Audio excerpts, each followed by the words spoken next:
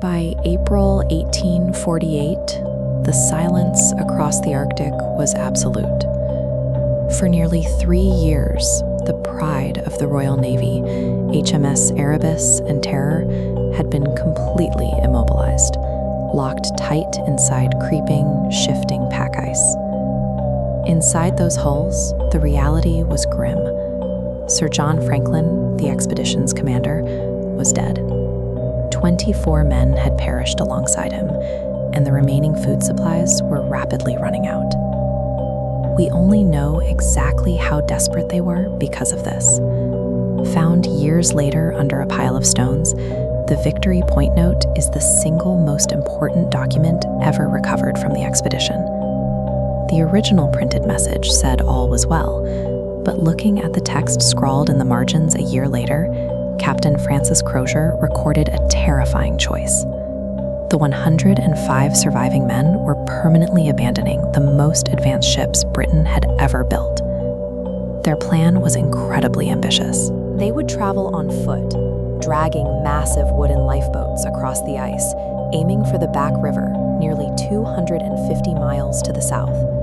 From there, they calculated they could navigate the river networks and eventually stumble upon trading posts operated by the Hudson's Bay Company. The original mission to chart the Northwest Passage was entirely dead. This was a race against starvation, and if they didn't reach civilization, the ice would swallow them without a trace. To survive the journey, the crew loaded their heavy lifeboats onto massive iron-runnered sledges. They packed their remaining rations, gunpowder, and standard survival gear. But they didn't stop at the essentials. They loaded heavy cast iron stoves.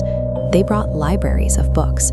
Some packed dense silver plates, each one intricately engraved with their family names. They were men deeply tied to the rigid rules of the Royal Navy. Unable to fully accept a lethal reality of their situation, they dragged the comforts of home onto the ice, acting under the delusion that they could carry their civilization with them. Every extra pound was dragged across one of the most violent environments on Earth. The pack ice constantly shifted and shattered beneath their boots, while freezing winds blasted them on an uneven surface that offered zero traction. Moving forward required immense physical torture. Dozens of exhausted, starving men had to strap themselves into leather harnesses, hauling in unison just to drag a single loaded sledge a few hundred yards a day. The very objects they brought to preserve their dignity became fatal anchors. By burning thousands of calories to drag silver plates across frozen terrain, they guaranteed they would expend energy they could never possibly replace. As weeks passed, scurvy, a brutal disease caused by vitamin C deficiency, began to rot their bodies from the inside out. Their gums bled, their old wounds reopened, and their muscles simply gave out while they pulled. When a sailor finally collapsed in his harness, the survivors faced an awful choice. They could burn precious calories to hack into the permafrost and bury him, or they could leave his body on the ice and keep walking. But they weren't completely isolated. From a distance, scattered groups of local Inuit hunters occasionally watched this strange, desperate procession dragging its way south. The Inuit had survived here for generations, using light sleds and tailored animal skins.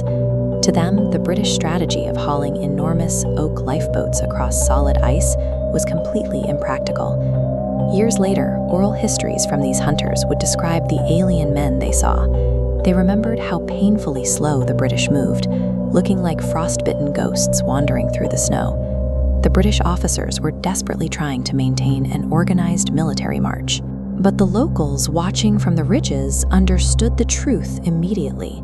These were dead men walking.